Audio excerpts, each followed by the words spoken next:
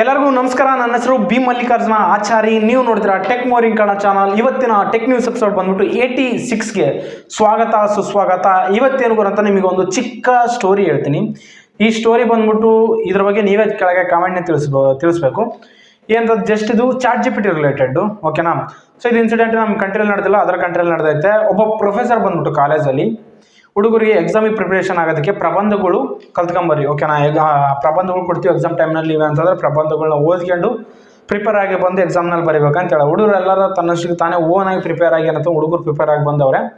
ಅದೆಲ್ಲ ಎಕ್ಸಾಮ್ನಲ್ಲಿ ಎಲ್ಲ ಸಬ್ಮಿಟ್ ಮಾಡ್ಬೇಕು. ಎಕ್ಸಾಮ್ ಆಯ್ತು, ಎಲ್ಲ ಹುಡುಗರು ಆಯ್ತು, ಎಲ್ಲ ಸಬ್ಮಿಟ್ ಮಾಡಿಬಿಟ್ರು ಹುಡುಗರು.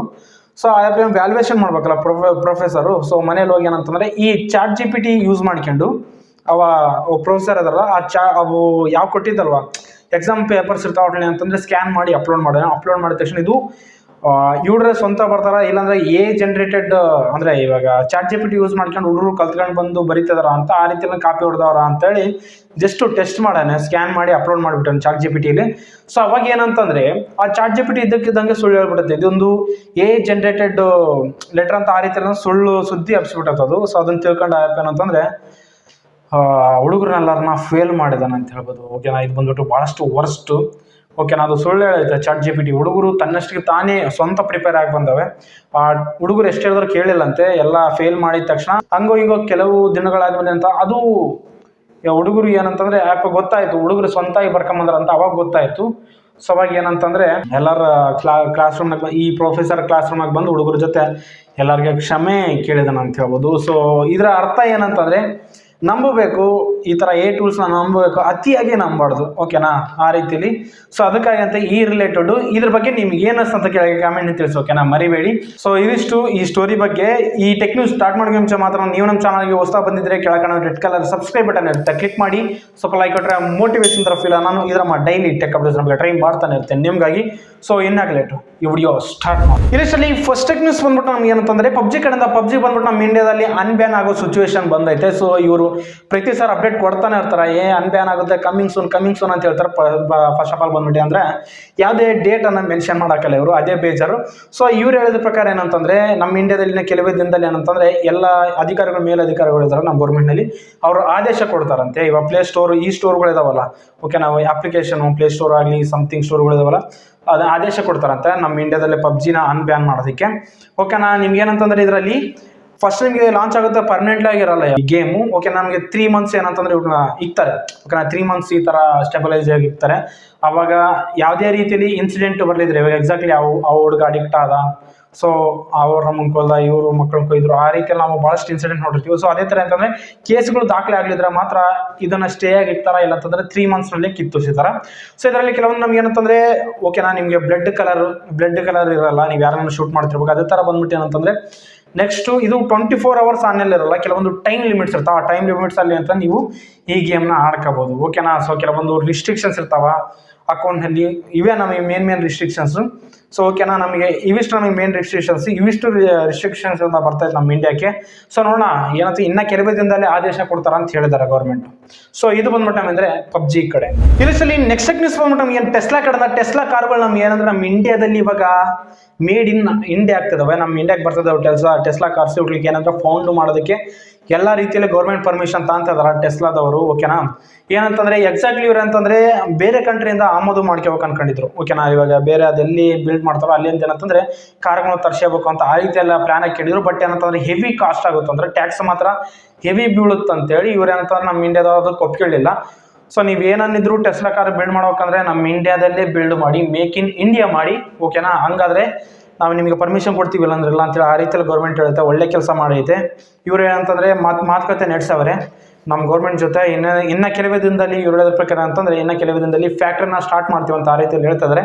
ಸೊ ಇದು ಬಂದ್ಬಿಟ್ಟು ಭಾಳ ಒಳ್ಳೆ ವಿಷಯ. ಟೆಸ್ಲಾ ಕಾರ್ಸ್ ನಮ್ಮ ಇಂಡಿಯಾದಲ್ಲಿ ಬರ್ತಾವೆ ಅಂದರೆ ಇದೊಂದು ಒಳ್ಳೆ ಗುಡ್ ಥಿಂಗ್ ಅಂತ ಹೇಳ್ಬೋದು. ಇಲ್ಲಿ ನೆಕ್ಸ್ಟ್ ನ್ಯೂಸ್ ಬಂದ್ಬಿಟ್ಟು ನಮ್ಮ ಇಂಡಿಯಾ ಗೌರ್ಮೆಂಟ್ ಏನಂತಂದರೆ ಈ ನಮಗೆ IT ಸಚಿವ ಅಶ್ವಿನ್ ವೈಷ್ಣವ್ ಅಂತಂದ್ರೆ ಅವರು ಪ್ಲಾನ್ ಹಾಕೊಂಡವ್ರ ಅಂತ ಹೇಳ್ಬೋದು. ಏನಂತಂದರೆ ಈ ಟೂಲ್ಸ್ ಇದಾವಲ್ಲ, chat GPT like Google Bard ಆ ಥರ ಇದಾವಲ್ಲ, ಅವಳನ್ನ ಅಂತಂದರೆ ನಮ್ಮ ಇಂಡಿಯಾದಲ್ಲಾಗಲಿ ಅದರ್ವೈಸ್ ಕಂಟ್ರೀಸಲ್ಲಿ ಅಂತಂದರೆ ಭಾಳಷ್ಟು ನಮಗೆ ಏನಂತಂದರೆ ಅನ್ವಾಂಟೆಡ್ ಇಲ್ಲಿಗಲ್ ಆಕ್ಟಿವಿಟೀಸ್ ನಡೀತಿದ್ದಾವೆ. ಸೊ ಅದಕ್ಕಾಗಿ ಏನಂತ ಅದನ್ನು ChatGPT ಒಳ್ಳೆ ಬಟ್ಟೆ ಅಂತಂದರೆ ಅದನ್ನು ಯೂಸ್ ಮಾಡ್ಕೊಂಡು ಭಾಳ ಜನ ಕೆಟ್ಟ ರೀತಿಯಲ್ಲಿ ಅಂತಂದರೆ ಯೂಸ್ ಮಾಡ್ತಿದ್ದಾರೆ. ಅದಕ್ಕಾಗಿ ಇವ್ರನ್ನೆಲ್ಲ ದೃಷ್ಟಿ ಇಟ್ಕೊಂಡು ಇದನ್ನು ಬ್ಯಾನ್ ಮಾಡೋದಕ್ಕೆ ಪ್ಲಾನ್ ಹಾಕಂತಿದ್ದಾರೆ. ಸೊ ಇಲ್ಲಿ ನಮ್ಮ ಇಂಡಿಯಾದ ಬ್ಯಾನ್ ಮಾಡಲ್ಲ, ಇತ್ತೀಚೆಗೆ ಬಂದ್ಬಿಟ್ಟು ಚೈನಾದಲ್ಲಿ ಸಹ ಬ್ಯಾನ್ ಮಾಡಿದ್ರು. ಇದನ್ನೇ ಅಂತಂದರೆ ಎಲ್ಲ ಇವಾಗ G7 ಆಗ್ತೈತಲ್ಲ, ಗ್ರೂಪ್ ಆಫ್ 7 ಔಟ್ಲು ಎಲ್ಲ ಕಂಟ್ರೀಸ್ ಇರ್ತಾವಲ್ಲ, ಆ ಕಂಟ್ರೀಸ್ ಜೊತೆ ಏನಂತಂದರೆ ಅಂತಾರಾಷ್ಟ್ರೀಯ ಸಭೆ ನಡೆಸಿ ಈ AI ಟೂಲ್ಸಿಂದ ಆಗೋ ಪ್ರಾಬ್ಲಮ್ಸ್ ಏನು, ಬೆನಿಫಿಟ್ಸ್ ಏನು ಅಂತ ಒಟ್ಲೆಲ್ಲ ಡಿಸ್ಕಸ್ ಮಾಡಿ ಆಮೇಲೆ ಅಂತಂದರೆ ಇವರು ಈ AI ಟೂಲ್ಸ್ನ ಉಳಿಸ್ಬೇಕಾ ಇಲ್ಲ ಕಿತ್ತಿಸ್ಬೇಕಂಬೋದು ಡಿಸಿಷನ್ ತಾಂತಾರ ಅಂತ ಹೇಳ್ಬೋದು. ಇನಿಷಿಯಲಿ ನೆಕ್ಸ್ಟ್ ಬಂದ್ಬಿಟ್ಟು ನಮಗೆ ಅಂತಂದರೆ ವಾಟ್ಸಪ್ ಬಂದ್ಬಿಟ್ಟು 36 ಲಕ್ಷ ಅಕೌಂಟ್ ಏನಂದ್ರೆ ಬ್ಲಾಕ್ ಮಾಡಾಯ್ತು ಅಂತ ಹೇಳ್ಬೋದು. So main of the reason ಏನಂತಂದರೆ ಗೌರ್ಮೆಂಟ್ ವಾಟ್ಸಪ್ಗೆ ನೋಟಿಸ್ ಕಳಿಸೈತೆ. ಇತ್ತೀಚೆಗೆ ಬಂದ್ಬಿಟ್ಟು ನಾವು ವಾಟ್ಸಪ್ನಾಗ ಭಾಳಷ್ಟು ಸ್ಕ್ಯಾಮ್ಸ್ ನೋಡ್ತಿದ್ದೀವಿ. ಯಾವುದಾದ್ರು ಕಂಟ್ರೀಸ್ ಕೋಡಿಂದ ಬರ್ತದವ ಕಾಲ್ಸು, ಅನ್ಯನ್ ಕಾಲ್ಸು, ಎಕ್ಸಾಕ್ಟ್ಲಿ 235 82 60 62 ಅಂತ ಎಂಟ್ರೆನ್ಸ್ ಕೋಡಿಂದ ಬರ್ತದವ. ಅವು ಬಂದ್ಬಿಟ್ಟು ಅಂದರೆ ಸ್ಕ್ಯಾಮ್ ಕಾಲ್ಸ್ ಅಂತ ನಮ್ಗೆ ಆಲ್ರೆಡಿ ಗೊತ್ತೈತೆ. ಸೊ ಇವುಗಳನ್ನೆಲ್ಲ ನಿಯಂತ್ರಿಸೋದಕ್ಕೆ ನಮ್ಮ ಗೌರ್ಮೆಂಟು ಒಳ್ಳೆ ಕೆಲಸ ಮಾಡೈತೆ ಅಂತ ಹೇಳ್ಬೋದು. ಅಪ್ರಾಕ್ಸಿಮೇಟ್ಲಿ 36 ಲಕ್ಷ ಅಂತಂದರೆ ಅಕೌಂಟ್ಸು ಬ್ಯಾನ್ ಮಾಡಿದ್ರು ಅಂತ ಹೇಳ್ಬೋದು. ನೀವು ತಿಳ್ಕೊಬೋದು, ನೋಡಿ ಅರ್ಥ ಮಾಡ್ಕೊಳ್ಳಿ ನೀವೇ. ಸೊ 36 ಲಕ್ಷ ಅಕೌಂಟ್ ಬ್ಯಾನ್ ಮಾಡೋರು ಅಂತಂದರೆ ಎಷ್ಟು ಸ್ಕ್ಯಾಮ್ ನಡೀತಿರ್ಬೋದು. ಸೊ ಇದನ್ನು ನೀವು ಥಿಂಕ್ ಮಾಡಲೇಬೇಕು. ಇಲ್ಲಿಷ್ಟಲ್ಲಿ ನೆಕ್ಸ್ಟ್ ನ್ಯೂಸ್ ಬಂದ್ಬಿಟ್ಟು ನಮಗೆ ಅಂತಂದರೆ ಜಪ್ಟೋ ವರದಿ ಪ್ರಕಾರ, ಈ ಜಪ್ಟೋ ಅಂತಂದ್ರೆ ನಮ್ಗೆ ಏನಿಲ್ಲ, ಇವಾಗ ಅಮೆಝಾನ್, ಫ್ಲಿಪ್ಕಾರ್ಟ್ ಯಾವ ಥರ ಇದಾವೋ, ಸೊ ಇದು ಬಂದ್ಬಿಟ್ಟು ಗ್ರೋಸರಿಗಳನ್ನ ಅಂತಂದ್ರೆ ಡೆಲಿವರಿ ಮಾಡ್ತಾರೆ. ಹಣ್ಣು ಹಂಪಲುಗಳನ್ನ ಹಾಗೆ ಬಂದ್ಬಿಟ್ಟು ನಮಗೆ ಕಿರಾಣಿ ಶಾಪ್ಗಳು ಸಮಥಿಂಗ್ ಇದಾವಲ್ಲ ಒಟ್ಲೆ ಅಂತ ಇನ್ 10 ಮಿನಿಟ್ಸಲ್ಲಿ ಡೆಲಿವರಿ ಮಾಡ್ತೀವಂತ ಆ ರೀತಿ ಇವರು ಟ್ಯಾಗಕ್ಕೆ ಅಂತ ತಿರುಗಾಡ್ತಿರ್ತಾರೆ.